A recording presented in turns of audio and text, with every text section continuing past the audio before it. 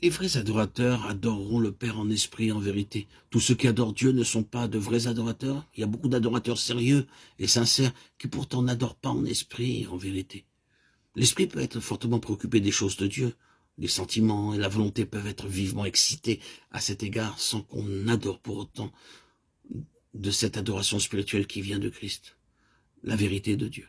On peut être très attaché aux vérités bibliques et pourtant ne pas connaître encore l'adoration que Dieu demande, parce qu'on reste sous l'influence prédominante, non de l'action de Dieu, mais de l'effort humain.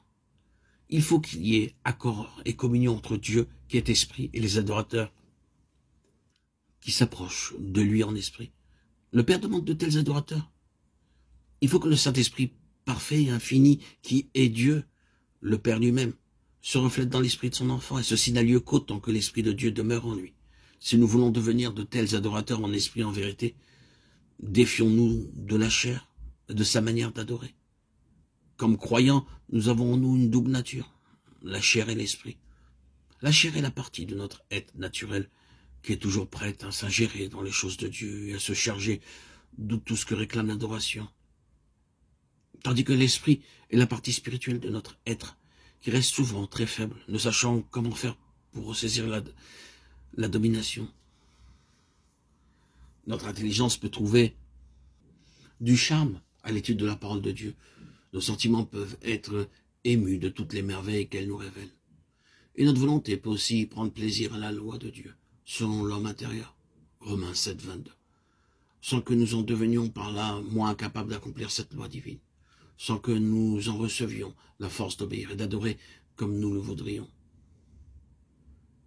C'est la présence du Saint-Esprit qu'il nous faut, soit pour le courant habituel de la vie, soit aussi pour l'adoration. Et pour le recevoir, il faut avant tout imposer silence à la chair. Que toute chair fasse silence devant l'Éternel, Zacharie 2,13.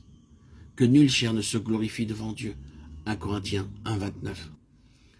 Dieu le Père avait révélé à Pierre que Jésus était le Christ, Matthieu 16, 16, 17. Néanmoins, Pierre ne comprenait pas encore la croix. Son intelligence était toute autre chose de la terre, bien plus qu'aux choses de Dieu. Pour nous rapprocher de Dieu, il faut que nous renoncions à nos propres appréciations religieuses, que nous renoncions à vouloir produire par nos propres efforts des sentiments d'adoration, et que nous attendions tout du Saint-Esprit dans le calme d'un renoncement bien clair et distinct. Nous apprendrons ainsi qu'il est impossible à notre propre volonté de s'assurer l'action de l'Esprit, et que pour adorer en esprit, il faut marcher par l'Esprit. Or, vous n'êtes point dans la chair, mais vous êtes dans l'Esprit. S'il est vrai que l'Esprit de Dieu habite en vous, Romains 8, 9. Tant que l'Esprit demeure et règne en moi, je suis dans l'Esprit, et je puis adorer en esprit.